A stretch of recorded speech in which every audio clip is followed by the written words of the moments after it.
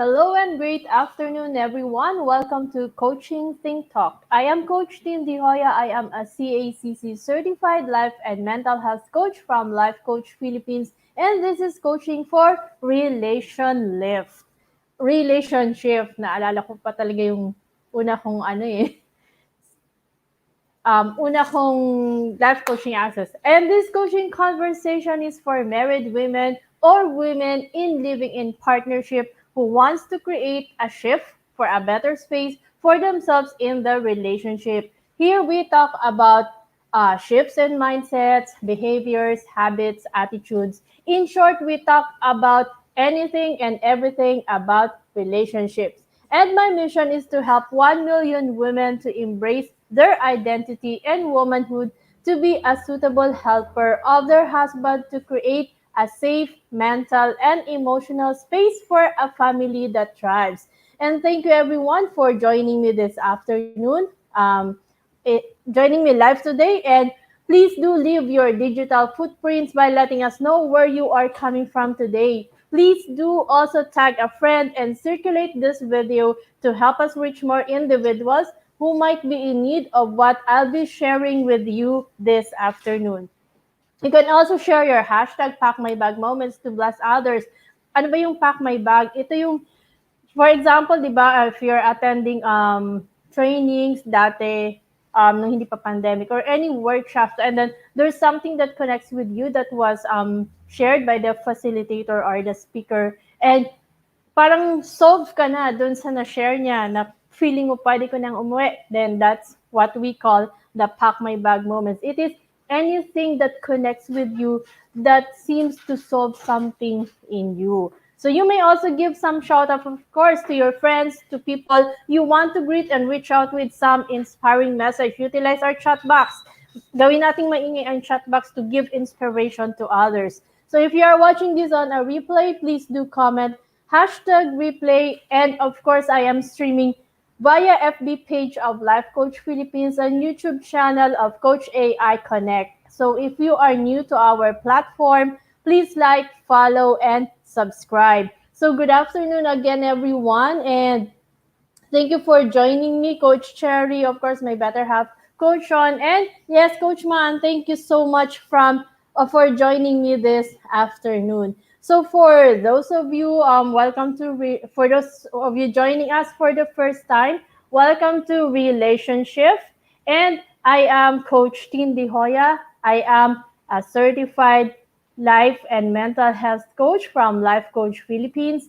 I am a proud mom of two teenagers who are aged 19 and 15, and I was previously an HR practitioner in one of the largest BPO in the country before I went full-time in life coaching. And I am the creator and founder of a Women's Epiphany coaching community where I help women who wants to create a better space for themselves in the relationship. And of course, my mission is to help 1 million women to embrace their identity and womanhood, to create a safe mental and emotional space for a family that thrives. So if you're that woman, you're connecting with my message, please do join me in a Women's Epiphany coaching community. You can search that in Facebook. But I'll send the link later on this um, session. So today we're going to be talking about fueling yourself. So what does it mean to fuel yourself in marriage? Remember, in any couple relationship, one of the couple becomes passive, and most often it is the woman who becomes the passive one. So what happens is we often cave into the demands of the relationship that we often forget about our self-worth. This is one of my advocacy in a Woman's Epiphany. And ito talaga yung naging journey ko din to eh. Yung in the relationship, I lost myself in the process. And of course, tying your self-worth to someone is somewhat tying yourself to someone outside of the relationship is bound to be disappointing for both of you. So what we are going to do today is to learn how to fuel ourselves and keep ourselves to advance the marriage. Kasi di ba when you tie yourself to the relationship, especially yung parang naging dependent ka dun sa karelasyon mo, even if he is already your husband, it can it can lead to other issues such as financial dependence, physical distress, and can in the end hurt a relationship. So it is important to know what comprises self-care in marriage. Paano nga ba na kadalasan kasi ito din 'di ba there are moments that you have been in the relationship, you're married, you already have kids, lalo na pag may kids na, you seem to forget yourself in the process na parang nare-realize mo na lang na ito na lang ba yung pwede kong gawin, maging asawa, maging nanay. And oftentimes you feel burnt out. Para ka ding nasa corporate, you feel burnt out sa ano eh, sa sa pagiging nanay. Kung sa work meron ganun, meron din sa relationship. Kasi we lost ourselves in the process. Parang nawalan tayo ng purpose. It's usually the cause kung bakit nagre-result siya into feeling burnt out. So, according to Leslie Duarez, so much is wrapped up in this whole idea of separate versus together, dependent versus independent, individual versus couple that seems to define marriage. So while I am a big proponent of working as a team and putting the health of the relationship first, I do not subscribe to a person being subsumed by the marriage bluff. Ito yung tinatawag nila na marriage bluff in psychology. That means daw we become consumed. Subsumed means you are consumed or absorbed by the relationship. Nawawala yung pagiging separate nyo. Nagiging siyang together. Yung dependent, nawawala yung independence kasi nagiging independent. And nawawala din yung pagiging individual yung dalawa. And more often, it becomes parang hindi pwedeng hindi kayo couple. Kasi para bang pag naisip natin na may individuality pa din kayo, feeling nyo, may problema sa relasyon. Which is hindi naman talaga. Come to think of it, both of you entered into the relationship as separate person. And yes, you become one due to marriage, pero hindi kasi siya ibig sabihin na because you become one, dapat you parang you become so yung ano ba, mali, hindi pala connected. You become na parang nawawalan na kayo ng identity na dapat kung ano yung isa, siya din yung, yun din yung isa. Even nga twins, they have different identities, di ba? So what more na kayong magkaibang tao na naging mag-asawa lang, pinipilit natin na you become one in everything. Masyado nating ni-literal yung to become one when we got married. Yes, we become as one because we are a couple, but it does not remove our identities. So, kailangan nating balikan. Yes, Coach Cherry, na ano din ako dun sa word subsume. So, hinanap ko din talaga kung anong meaning niya kasi new word din siya sa akin. Ngayon ko lang siya na-encounter. Hello, Coach Candy. Thank you so much for joining us this afternoon. So, the first thing that we've got to do is to keep your mental health and well-being in check. This is the first step for us to be able to really take care of ourselves in the marriage. Ano ba how do we fuel ourselves and advance ourselves and the relationship? So I'll give you 3 steps on how you can take care of yourself or how you keep yourself care in marriage. So the first, of course, is taking the time to take time to take time for your physical health. Kailangan talaga yon. Hindi pwedeng wala. Not taking care of your body can have a range of mental and physical outcomes, from simply being unfit to heart conditions, related to stress, to depression, and other mental health issues. Kaya di ba minsan, lalo na pag nagkaanak ka, may tinatawag tayong, nagkakaroon tayo ng depression. It's more of, ano nga ba yung term, Coach Candy? Nakalimutan ko yung, hindi naman siya post-traumatic kasi pag post-traumatic, there's something that, something traumatic that happened. But postpartum, ayun, naalala ko na. And come to think of it, I also came into a stage that I have that. And even if I was not married, I also have that. But I really didn't know kasi hindi naman ako clinically diagnosed. But I would always have those fits of sadness na hindi ko ma-explain and it lasts for days na wala namang reason for me to feel sad pero hindi ko talaga siya basta-basta ma-overcome.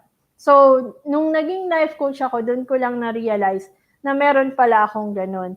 And when I had kids, there was always this question of, is this the only life I can have?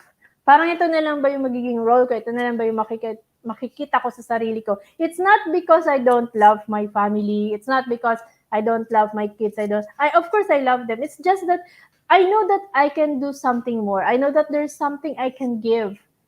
Parang meron talagang void na nafe-feel. And I really came into a point that feeling ko lagi talaga akong burnt out nun eh.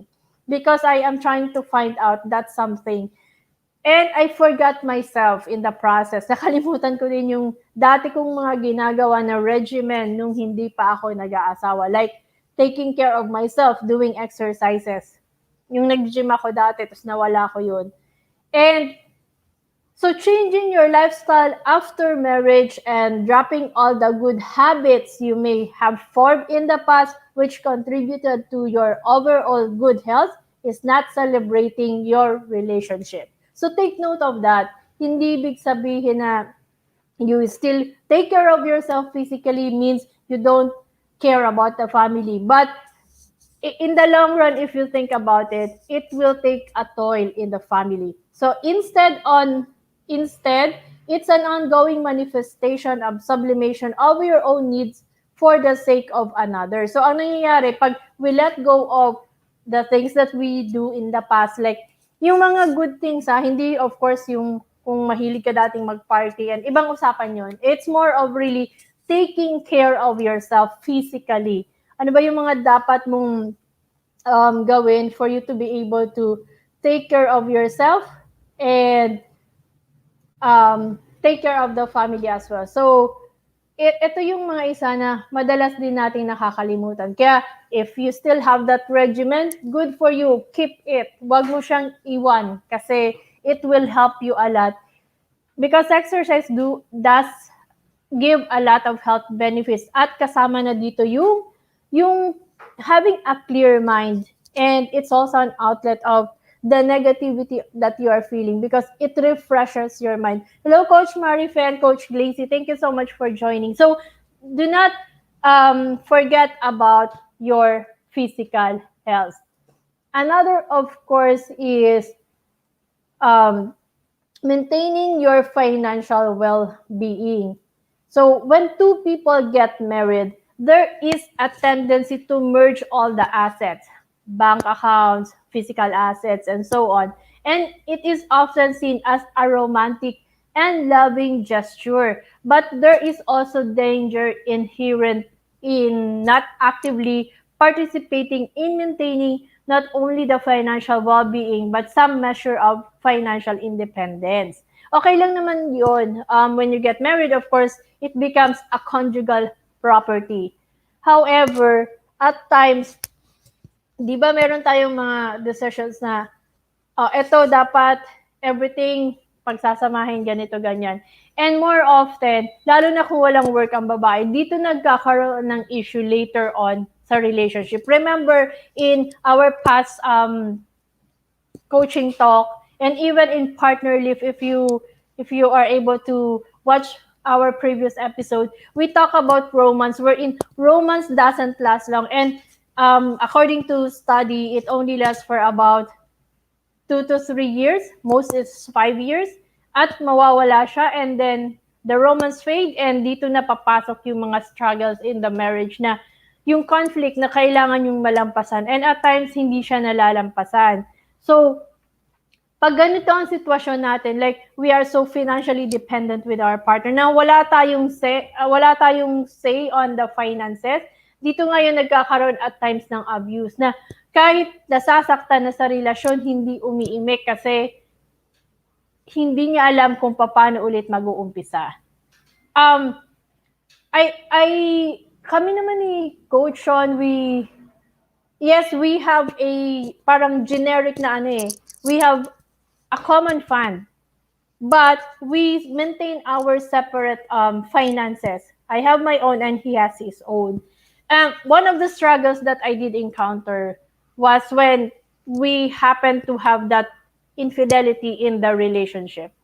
So nung time na yon, he asked me to resign I have a good job before. I also work in the BPO at nasa back end ako. And maganda din naman yung sahod ko nun. But he asked me to resign kasi sabi niya, I want you to take care of the family, so on, so forth, so ganon.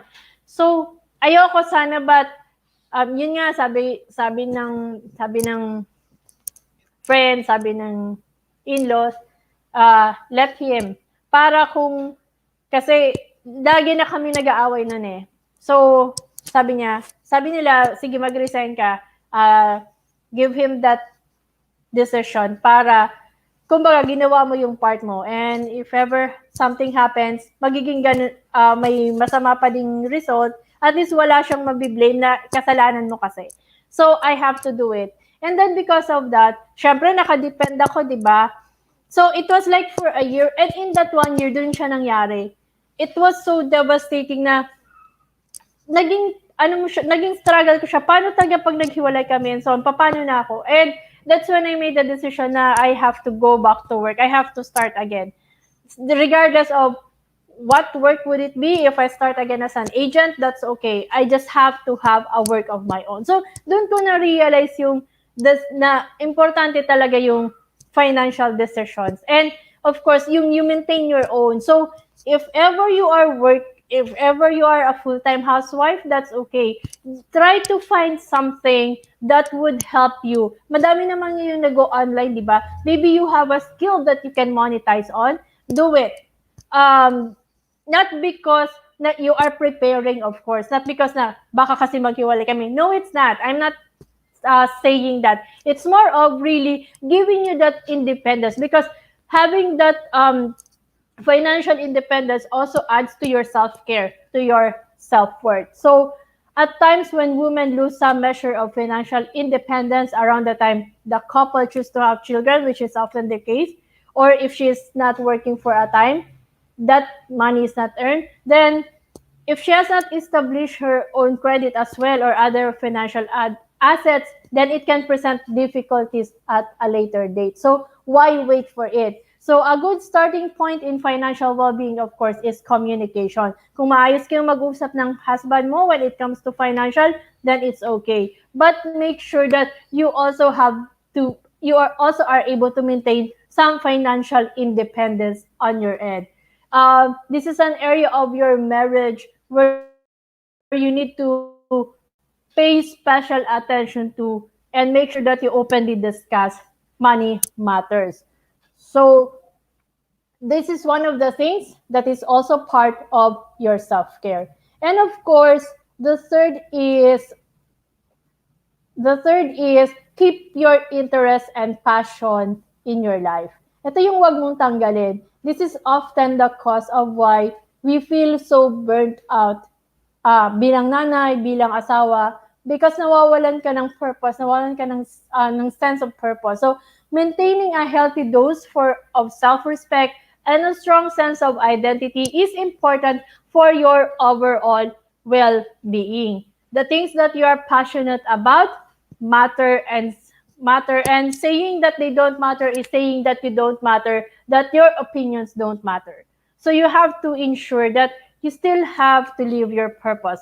So wanting to be your best in the relationship is commendable, but you need to be your best without the relationship too. Hindi naman ibig sabihin, you want to be the best because you are preparing for if in the eventuality that something happens. No, it's not. It's really more for your self-care, because there is real power in controlling your own happiness by doing some things your own way. So having your own interests and pursuits does not have to be at the expense of your relationship.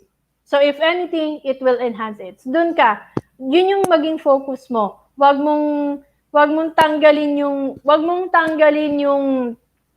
option na wala ka nang gagawin sa buhay mo at nakadepend ka. Sometimes kasi ang ano natin is pag feeling natin na very independent tayo, yung fear at the back of our mind, iniisip natin, paano kaya kung ma-realize din ng asawa ko na kaya ko naman pala. It's not, because when your husband really sees that you can also do things on your own, hindi ka ganun ka-dependent, nakikita niya yung value mo.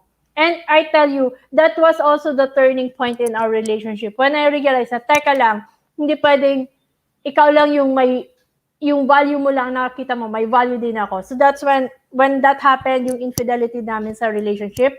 When that happened, that was also my awakening. So dun din ako nag-start to see my worth, and I went back to work. I started again doing the things that I'd love to do. So dun yun din na-appreciate, and that also somehow help us resolve the conflict in the relationship. And because of this, you will also be an independent person who has the things that they enjoy outside of the relationship. So a partner who feels that they are responsible for your happiness will eventually find that to be a burden.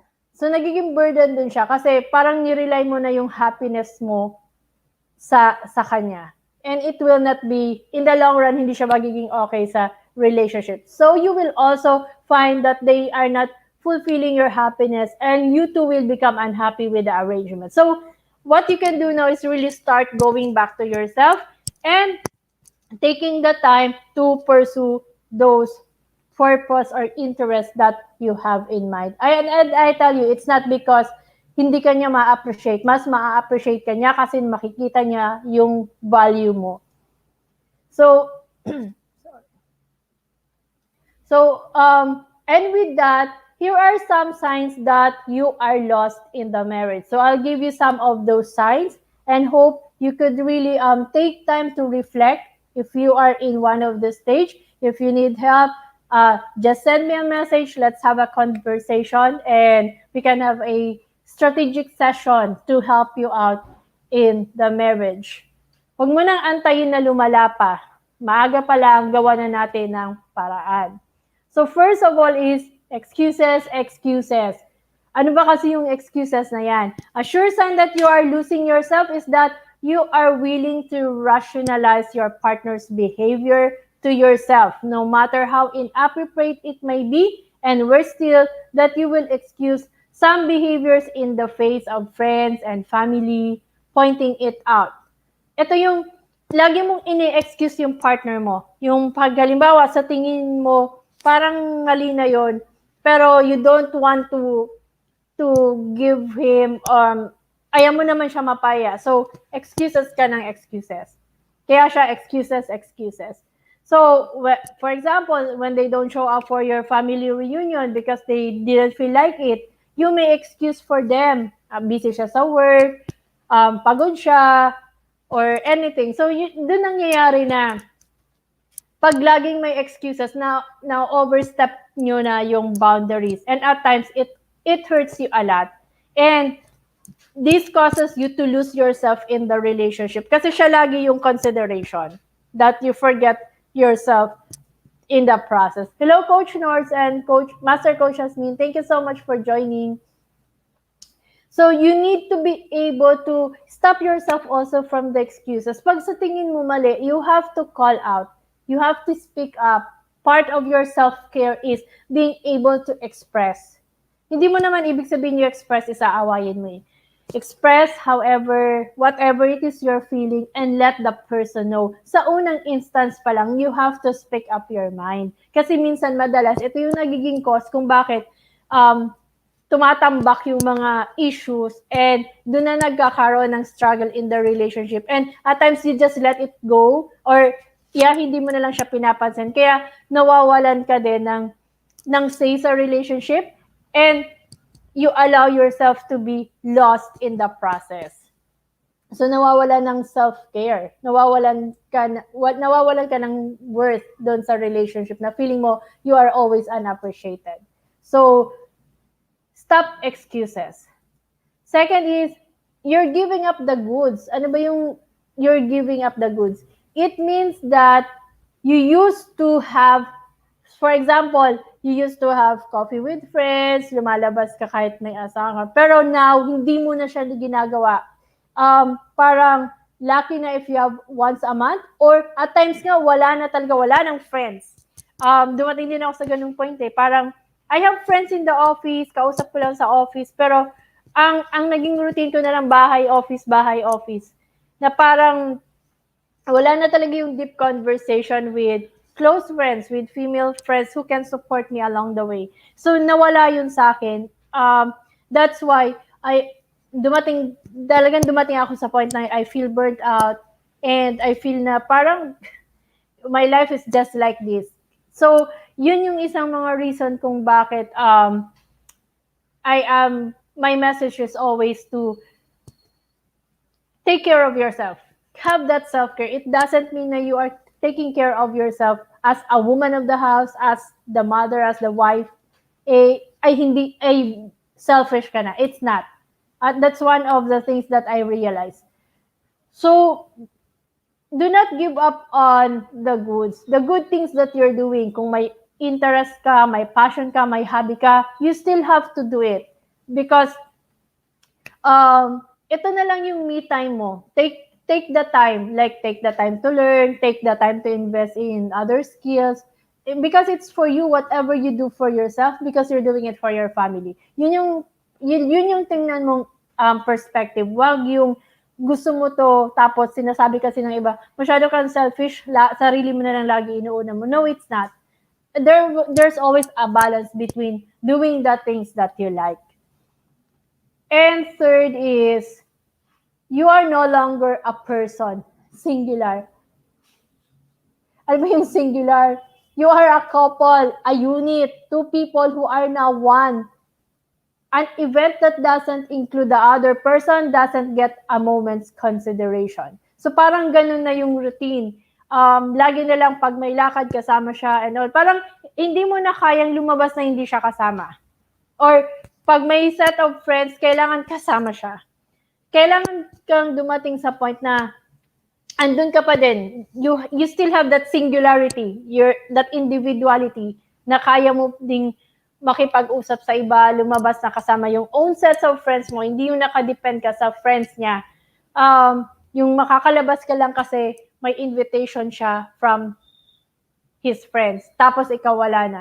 So that's also one of the things that is often given up by when we are married, when we have kids. Nakakalimutan talaga natin. Kaya it pays to have a community. Like, you can have a community of moms wherein meron pa din kayong time that you are able to gather and talk to each other because talking with others is also a learning experience. Pag kayo na lang kasing laging magkausap ng asawa mo, hindi din siya nagiging hindrance sa growth niyong dalawa eh. Siya, he is able to talk with other people pero ikaw hindi. Except from the people in your office. Most often naman yung mga kausap mo sa office, mostly office talks lang siya. Wala talaga yung deep conversation and at times you are no longer learning. So, that's one of the things that you are giving up. So, take time to still be an individual. Not because you are selfish, but because you are taking care of yourself. And whatever you learn, you are able to bring back to your family. So, it's still going to help the relationship. And finally, one of the other signs is everyone else comes first. And this is very true. When you get to a point where everyone else needs comes before yours, where you change your plans to suit theirs, where you anticipate their needs without a thought for your own, you are entering dangerous codependent territory that can ultimately sabotage all of your previously healthy and happy relationships. So, most often, pag nakalimutan mo na tayo na mas madalas na kino-consider mo lang everything that is being asked of you na may gagawin ka tapos i-give up mo kasi kailangan unahin mo siya. Then it has to. Sa relationship kasi, even in marriage, at times mahirap din siyang i-weigh eh. Especially if you become so dependent nga to your partner. In our case, I think I also came into this point. It's actually my journey. I also came into a point na I was so dependent with my husband na lahat ng decision sa kanya, kahit gusto ko kailan kung sabihin sa kanya, pag hindi siya umuo, parang hindi ko kayang, um, hindi ko siya kayang gawin. So there is always that moment in my life na parang para talagang nawalan ako ng identity. Everything has to go through him. So I realized it's not really helping the relationship. At times, na-realize ko nga, naging burden din ako at a certain point sa kanya. Kasi he has to consider also everything. He has to make all the adjustments so that I would feel na andun siya. But now that yes, we are still together, we are doing things together, but alam mo yung we are doing things together but separately, meron kaming ganon, and it feels good in the relationship. Nakikita niya yung value ko, nakikita ko din yung value niya. So it's something that we are really able to work on that help a lot in strengthening the relationship. Sabi ko nga, it's not because you are taking care of yourself, it doesn't mean that you are selfish. It's more of really you are taking care of yourself because you wanted to give the best to your family. So, as they say, in general, when you have a life, you're in a win-win situation. You enjoy your time being with your partner, or you enjoy your time on your own. Plus, it prevents feeling pressure to keep your relationship together, to avoid being alone since you have a life outside of the relationship if it ends. You can relax and enjoy and let things flow, knowing you and your partner are together because you want to be, not need be. I love this part. Knowing you and your partner are together because you want to be and not need be. Ang pangit kasi na nandun ka sa relationship kasi kailangan eh. It's more of because you decided to be there. Remember, a relationship or a marriage is a living entity. It needs to be nurtured and the participants needs to be whole individuals in order for the balance of life, love, work, and children to be successful. So live it to the fullest. So I am inviting you, if you are connecting with me, if you are in a journey, if you are someone who is now looking for that passion in your life, if you are now ready to take action to get out of the burnt out zone, then join me in a 6-week journey to make you be the empowered woman you should be in your marriage, wherein you use wisdom and grace to win yourself and to win your husband and your family. So join me for Regaining Me. This is gonna be on June 6th to July 11th. That's every Sunday, all Sundays of the month, and that's going to be at 7 p.m. Just connect with me at 0917-806-4200 for details. And this is the investment fee is 4,997. And if you have watches and you will be enrolling within 48 hours, you get it only for 3,997. So just connect with me and I'll see you on the workshop. And of course, I am also inviting you to join me in the A Woman's Epiphany coaching community or all coaching community. This is where I am doing talks. I will also have webinars inside wherein we talk about relationships and everything that would really help you out, get yourself back, or if you are already able to have that self back, then it's time for you to level up. We also have that here in the community. So join me and other women in in giving birth to or embracing our identity as a woman. And I am also inviting you, of course, avail of the Be Learning e-card and get to know the mental models where you most commonly operate. Master Coach A has officially launched the Be Learning Society, the tent maker of Be Learning Home for Mental Fitness, and the Cup Coffee Republic is hosting the Be Learning card that unlocks opportunities to smarter living with monthly perks. Of course, first is your 5% food and beverage discount from Decaf Coffee Republic. Second is the Mental Model Masterclass by Master Coach A, which happens every third Saturday of the month. And third is a 90-minute coaching session with senior coaches from Life Coach Philippines. So for more information and registration assistance, connect with Coach Rizal through 0917 586 1661. And the next masterclass is on June 19 at 7 p.m. So join us and get to know what stops us from achieving our dreams. So we're going to be talking about the mental barbell. So para tayo nag-workout, um, pero what we are working out is our brain. So get to understand what prevents us from getting our dreams. Di ba madami naman talaga tayong dreams. But at times, it's so hard for us to really be able to get that dream. Minsan gini-give up na lang natin. Nagiging dream lang talaga siya. Nakikita lang natin sa pagtulog. But there is a way to get over it and really achieve it. So, how to overcome your internal resistance and live up to your full potential? Of course, the key is not forcing yourself into doing it. But how? Then join us on June 19 so we get to know what we can do for us to be able to reach our dreams. And um, also join us again for and as I end this conversation, let me invite you, of course, to be part of what we are doing as an organization of professional certified life coaches. Join us for another coaching conversation tomorrow. And for tomorrow, we have Coach Preska for Radical Service, coaching for Radical Service at 10 a.m. Coaching for Leap Formation with Coach Cherry at 2 p.m. and Coaching for Purposeful Living with Coach Rizel at 4 p.m. Also, we are now, sorry for that, there, the Coactively Co-Create. So, presenting to you Coactively Co-Create Life Coach Certification Program, which is a comprehensive approach to learning and mastering life coaching as an active process of creating a new path to achieving results in life so that success is inevitable in every coaching relationship.